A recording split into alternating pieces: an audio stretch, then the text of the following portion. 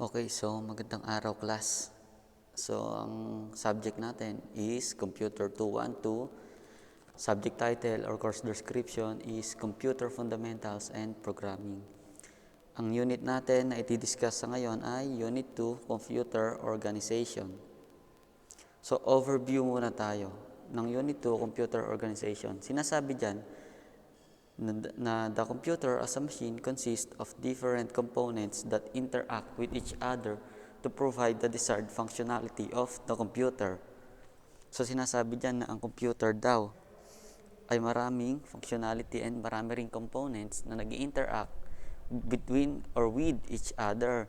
So sinasabi din dyan na as a user, dapat alam natin kung ano yung functions, kung ano yung mga components at kung paano sila magkakaduktong or magkakakonekta. So, ang learning objectives ng unit natin is dapat sa pagkayari ng topic natin na to ay number 1, identify the different components of a computer and their purpose. Dapat daw ma-identify natin kung ano yung component ng computer at kung ano yung yung halaga or yung purpose nila sa device natin. Number 2 is understand how a computer operates through the different functional units. So, paano ba nag-ooperate yung bawat isang functional unit ng computer? So, ang topics na i-cover natin dito sa lesson na to is, una ay components of a computer and basic organization of a computer system. So, basic organizations of a computer system. So, basahin lang muna natin. Any computer can perform the 4 basic operations of input, processing, output, and storage or EPOS. So, nung una, ang idea talaga ni Charles Babbage ay input, process, output. Di ba? Kung maaalala nyo dun sa chapter 1 natin or sa unit 1. Pero since nagkaroon ng development sa technology, pumasok dyan yung storage, yung pang-apat na basic operation niya. So, ano ba ang kinaganda ng storage? Kasi dati ang computer or ang idea ni Charles Babbage ay may flaw. Hindi siya perfecto dahil hindi mo pwedeng balikan yung mga bagay na na-compute mo na. So, parang yung X mo lang, ganun. So, hindi mo siya pwedeng balikan kung sakaling gustuhin mo man. So, kaya naisip ng mga nagde-develop or mga nag-develop further ng computer ay dagdagan siya ng storage. So, naging 4 na yung basic process niya. So, sinasabi rin dyan na these operations constitute the EPOS cycle. Ibig sabihin, cycle siya. Pwede siyang paulit-ulit. Hindi pag nangyari yung 4 na basic operation ay matatapos na lahat. The internal design or structure of a computer may differ from one system to another, though the basic operations remain the same. Kahit daw magkakaiba yung design ng computer, yung isang process na, yung 4 basic operations na yan, siya pa rin yun, hindi siya magbabago. So, after na itong slide na ito, magpapakita tayo ng figure para magkaroon tayo ng idea or ma-visualize natin kung paano ba nangyayari yung 4 basic operations na EPOS. So, proceed tayo dun sa next slide. Ayan. So, yan yung basic operations of a computer system. So, una, magsisimula tayo dito sa may input. Doon sa may input. So, ang input is from the word in, ipapasok niya yung data na gusto mong ibigay doon sa computer. After mong mailagay yung data na gusto mong ilagay doon sa computer, ipaprocess siya ng CPU or ang tinatawag nating Central Processing Unit. Sa CPU, merong control unit, arithmetic, and logic unit, also memory unit. So, ang control and arithmetic, sila yung nagde-decide kung ano ba yung data or paano nila i-handle yung data na in-input mo. So, after nun, bago niya tuluyang i-process yung data, is papasok muna siya sa may memory unit. So, if after ng memory unit, siya yung magpa-process para siya ay ma-store, kumbaga para ma-save. So, pupunta siya sa storage. So, pwede nang huminto dun yung process if ever na hindi ka naman nagde-desire ng output. Hindi ba? Pero usually kasi, nagde-desire talaga ng output. So, halimbawa, pinindot mo yung letter A sa keyboard, so dadaan siya sa CPU, control unit, arithmetic, memory, storage, then maglalagay siya ng output dun sa monitor na na-type mo na yung letter A. So, if ever naman talagang ang process mo na ginawa ay kailangan ng output, after ng storage, pupunta ulit siya sa may memory unit para ma-store yung command or yung data, then balik siya CPU and ipoproduce niya as output. So, whether it is soft or hard copy. So, ang mga soft copy is yung mga bagay na pwede lang natin i-view through computer.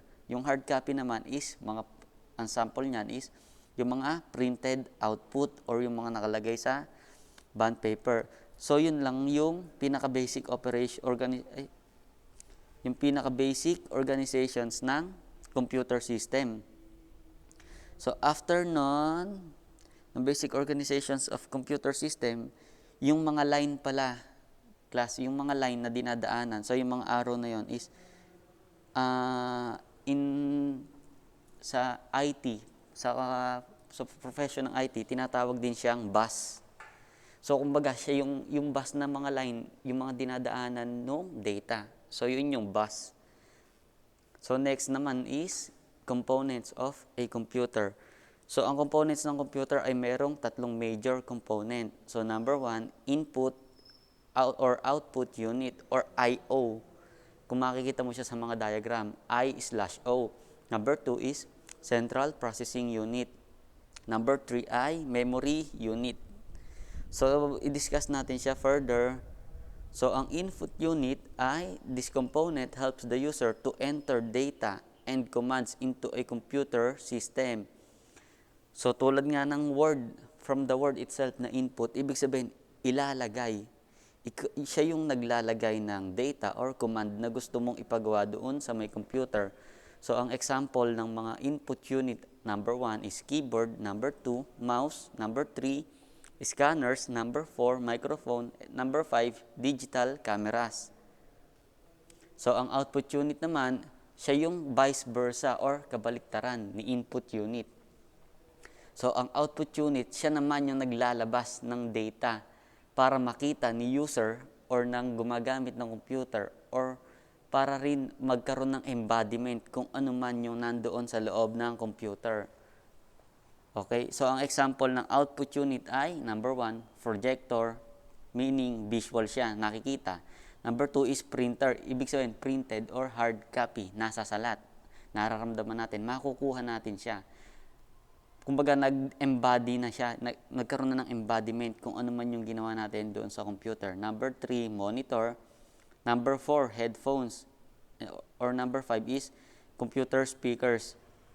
So sinasabi din dito na sa huli is the most essential way to differentiate input unit and output unit is that the input unit sends data to the computer while the output unit data receives the data from the computer. So, yun yung pinaka daw mabilis na paraan para ma-differentiate natin siya.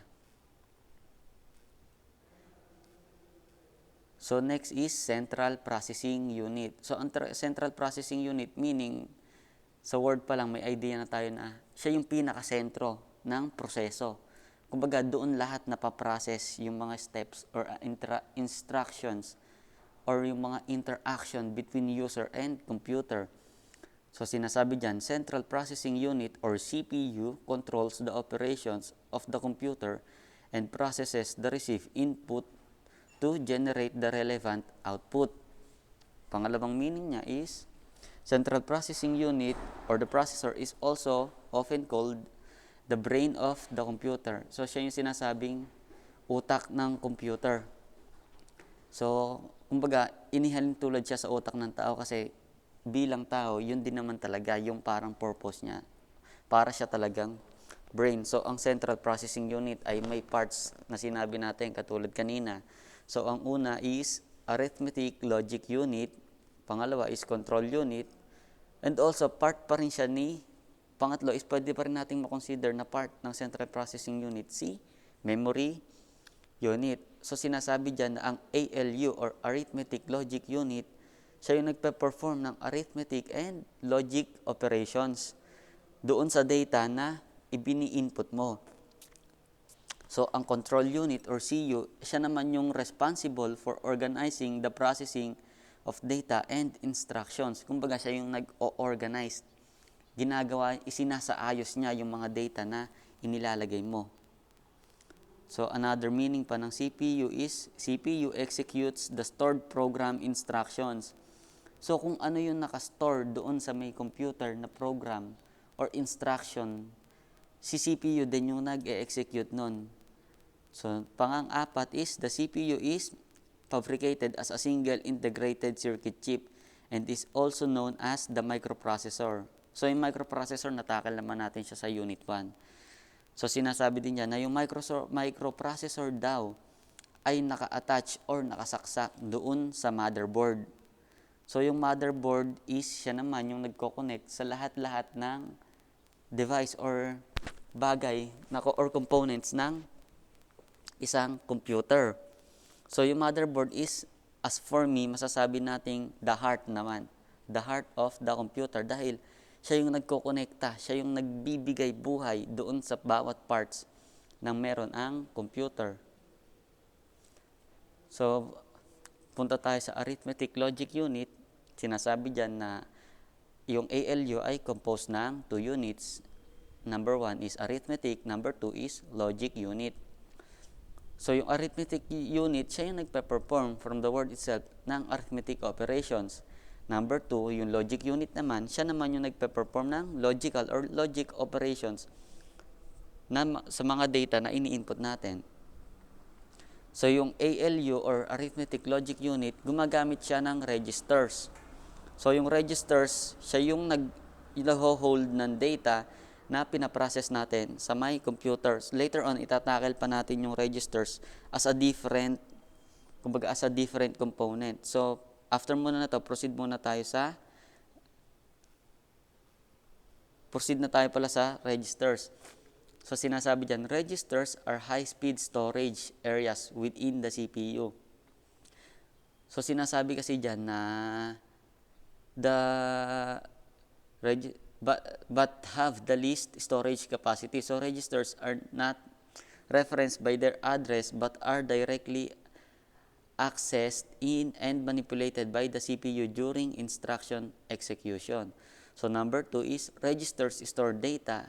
Sinabi na natin kanina, stores data, instructions, addresses, and intermediate results of processing. Registers are often referred to as the CPU's working memory.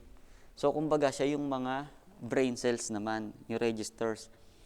So, siya yung pinaka-brain cells ng CPU natin. So, isa pa yung sinasabi dyan na pointers sa registers ay, the data and instructions that require processing must be brought in the registers of CPU before they can be processed. So, katulad nga na sinabi kanina, yung register ay siya yung nag-i-store ng data na gagawin dapat nung ALU natin. So, ibig sabihin, bago man siya i-process ng pinaka-utak is talagang sa kanya muna dadaan sa mga brain cells or sa registers. So, for example daw, if 2 numbers are to be added, both numbers are brought in the registers, added, and the result is also placed in the register. So, bago i-add ng computer yung 2 numbers, dadaan muna siya sa register, and after niya ma-add, dadaan ulit siya sa my register. So, registers are used for different purposes with each register serving a specific purpose. So, maraming uri ang register. So, unang uri niya is accumulator or ACC. So, yung nag-i-stores ng result of arithmetic and logic operations. Number 2 is instruction register or IR. Siya naman yung nagko-contain ng current instruction most recently fetched. So, habang nag-a-add ka doon ng instruction, si instruction register, kino-compile niya yun, ina-add niya, iniipon niya yung mga instruction na nilalagay mo. So, next is program counter. Program counter contains the address of next instruction to be processed.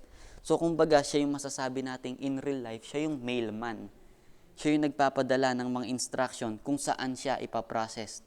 So, for example, di ba, bilang isang CE, kailangan yung mga data mo is pinaprocess doon sa Civil Engineering Department under ng College of Engineering. So, parang ganun lang din yun. So, yung clerk na magpa-process ng data mo, magdadala, for example, whether CE, EE, or ME ka, siya yung matatawag nating program counter.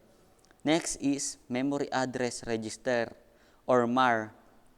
Contains the address of next location in the memory to be accessed. So, program counter and MAR, magkamukha siya. Kaso, ang pinag-aano naman ng MAR or memory address is yung next location ng memory na i-access. So, si program counter, siya yung naglahanap kung saan susunod ipaprocess. And si memory address naman, siya yung naghahanap kung saang memory kukunin or ilalagay. So, next is Memory Buffer Register or MBR. Temporarily stores data from the memory or the data to be sent dun to the memory. Siya yung nag-i-store temporary, kumbaga siya yung tagahawak lang, hahawakan lang niya. Next is Data Register or DR. It stores the operands and any other data. So, siya na yung talagang storage na register. Type siya ng register na storage. Siya yung nag-i-store ng pinaka-data after ma-process nung lahat. So, registers. Another pointers is the number of registers and the size of each registered in a CPU helps to determine the power and speed of a CPU. So, mas maraming register, mas mabilis at mas malakas kung tutuusin yung ating CPU. So, the overall number of registers can vary from about 10 to many hundreds depending on the type and complexity of the processor. So, yung type or kumbaga yung overall number ng registers, yung dami or type niya is nagdedepende pa rin sa processor. Siyempre, kumbaga, parang i-compare natin sa tao, ang bata is hindi niya kaya mag-process ng ganong komplikadong bagay. Meaning, mas konti yung register niya. Parang ganon. So, next is the size of register, also called word size, indicates the amount of data which the computer can work at any given time. The bigger the size, the more quickly it can process data. Ang mga types ng register ay 8, 16, 32, or 64 bits. Pero ngayon kasi, ang kadalasan ginagamit na lang is 32 or 64.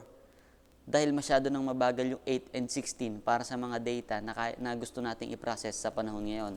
So, sinasabi dyan, for example, a 32-bit CPU is one in which each register is 32 bits wide and its CPU can manipulate 32 bits data at a time.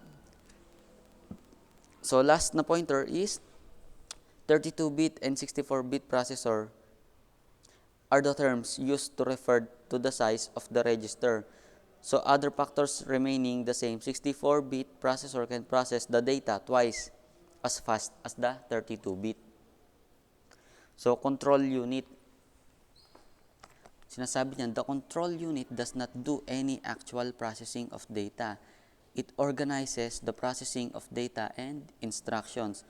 So, yung control unit, hindi siya necessary na nagko-control ng data. Pero, ino-organize niya lang yung mga data na ini-input natin sa may computer. So, sinasabi din dyan na ang control unit coordinates the data, the input and output devices of a computer. Kumbaga, siya din yung nagbibigay ng connection sa input and output. It directs the computer to carry out stored program instructions by communicating with the ALU and registers. So, kumbaga, siya yung pinaka-intelligence unit or siya yung magbibigay ng connection para malaman ni ALU na ipaprocess na niya yung data.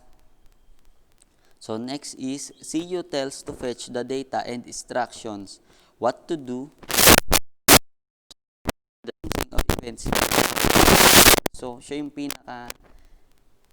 yung nagfe-fetch ng data and also nagbibigay ng instructions kung paano, saan, or kung ano yung pagkakasunod-sunod ng pagpaprocess ng data na in-input natin.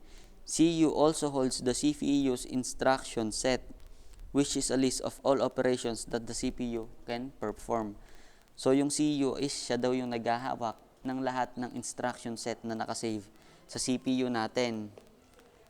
So, meaning, siya yung naghahawak din kung ano ba yung mga kayang i-perform ng CPU natin. So next is memory unit. The memory unit consists of cache or cache yata yun. So depende na lang siguro sa pronunciation, pero may different talagang pronunciation nga yan. And primary memory. Primary memory or main memory of the computer is used to store the data and instructions during execution of instructions. Random access memory or RAM and read-only memory are the primary memory.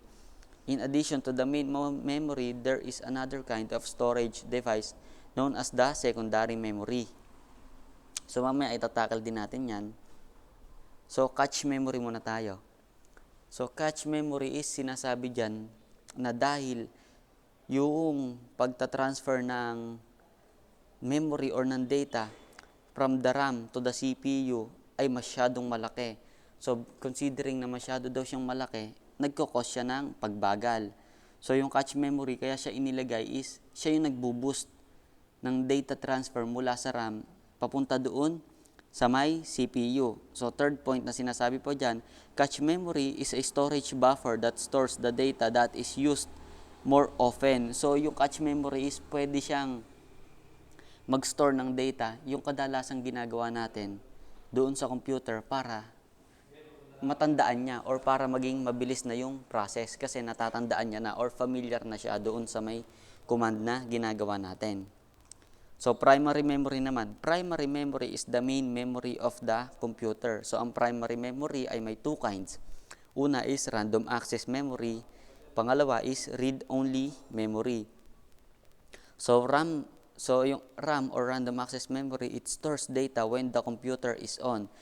Pero kapag pinatay mo na is nawawala yung mga data sa kanya. So kumbaga siya yung memory na nag-organize ng mga process. So yung ROM naman is read-only memory, from the word itself read-only. So siya lang yung nag-i-store ng mga data, kaya niyang basahin at kaya niyang i-open. In a permanent nature, ibig sabihin pwedeng permanent doon yung data sa ROM. Kahit namatay yung computer natin, pwedeng nandun pa rin sa ROM yung data na nakasave. Basta doon natin sa read-only memory isinave. Pero some instances kasi, tulad ng mga computer, meron ng process or tawag doon, software na ginagamit para yung ROM is maging hindi siya permanent. So yung tinatawag nating defreeze yung sa mga computer shop. So ginagawa yon para maiwasan yung pagbagal ng computer.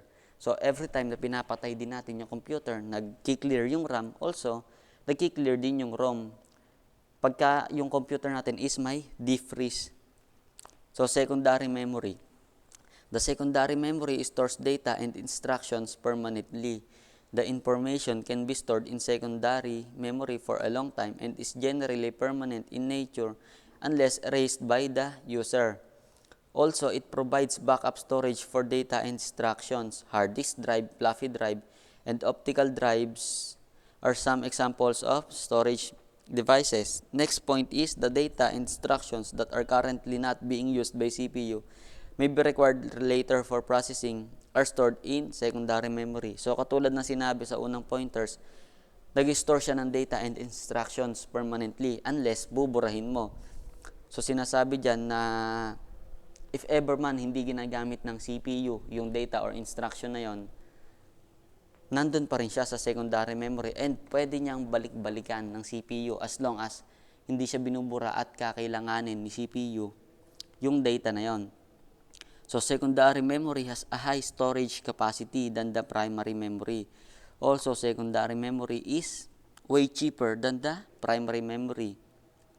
But secondary memory takes longer time to access the data and instructions. So yun na may pinagkaiba nila.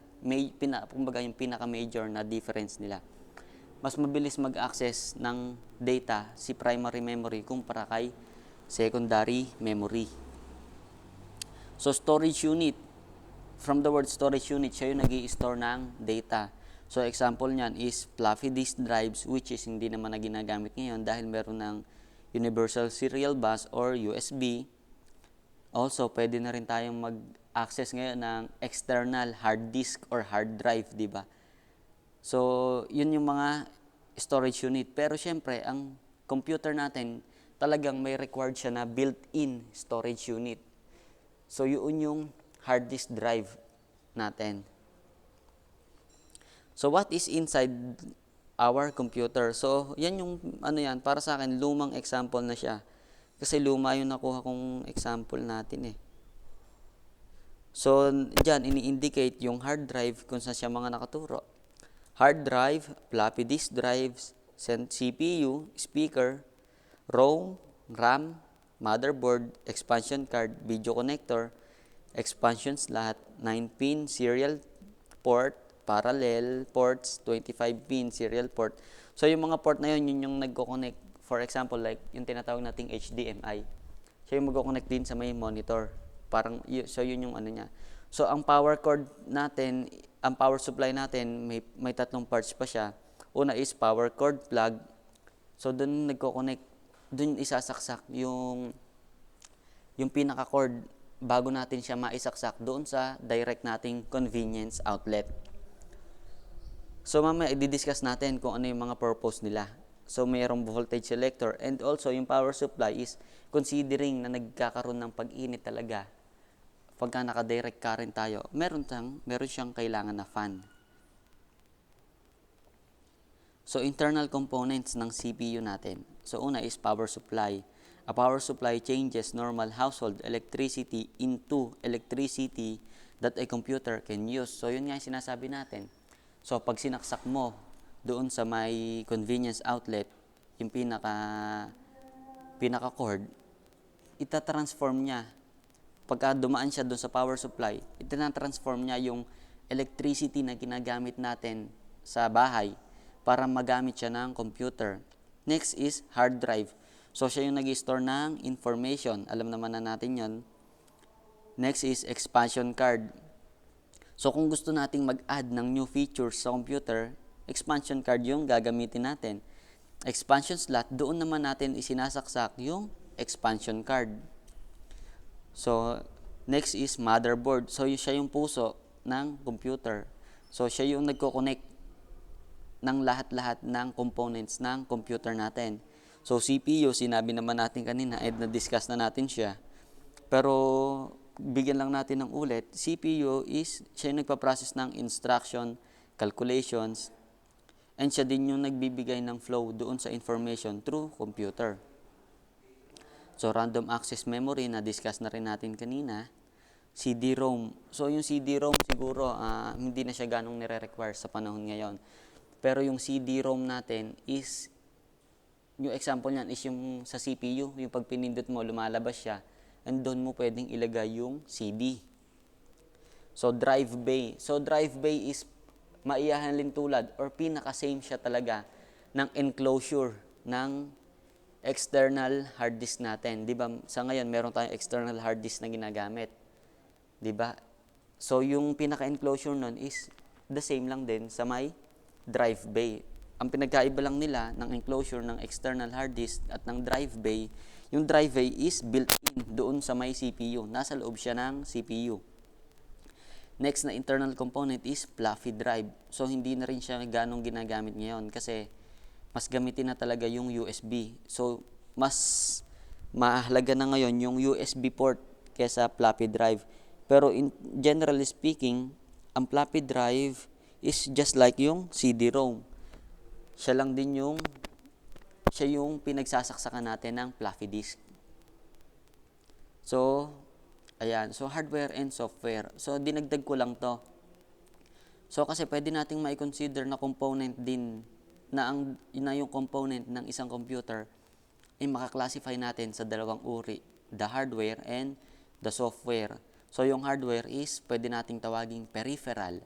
So, meaning nakikita, nahahawakan, nakikita and nahahawakan. So, yung software naman cannot be seen nor cannot be touched. So, meaning ito yung nasa loob ng computer. So, may dalawang type ang software. So, ang isa is application software and operating system software. So, application software is parang sa mga Android phone, siya yung pinaka-application. So like Microsoft Word, Excel, Access, di ba? Adobe Reader, yan. Like Internet Explorer, Microsoft Edge, Google Chrome, yun yung sample ng application software. While yung operating system software naman is, from the word itself, siya yung nag-ooperate ng computer system natin. So usually nagde-depend siya kung anong brand yung computer na ginamit mo. So mga kadalasang sikat na brand is Windows, Linux, medyo hindi na yata siya gamitin, Linux. Ang mga kadalasang sikat is Windows and Mac OS. So Mac OS is for the company of Apple naman, para siya sa mga MacBook.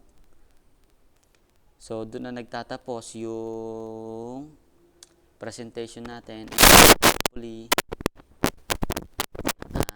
marami kayong natutunan and naintindihan nyo sana ng mabuti. Lastly, so kung may suggestions kayo and questions, feel free na i-direct message ako or mag-post kayo dun sa may group natin, Facebook group or group chat. So next meeting siguro mag-conduct tayo ng online class para din maibigay nyo yung feedback nyo kung okay ba yung ginawa nating step na to or yung pagtackle natin sa lesson na to.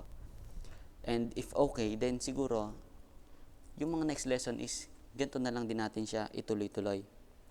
Okay class, thank you.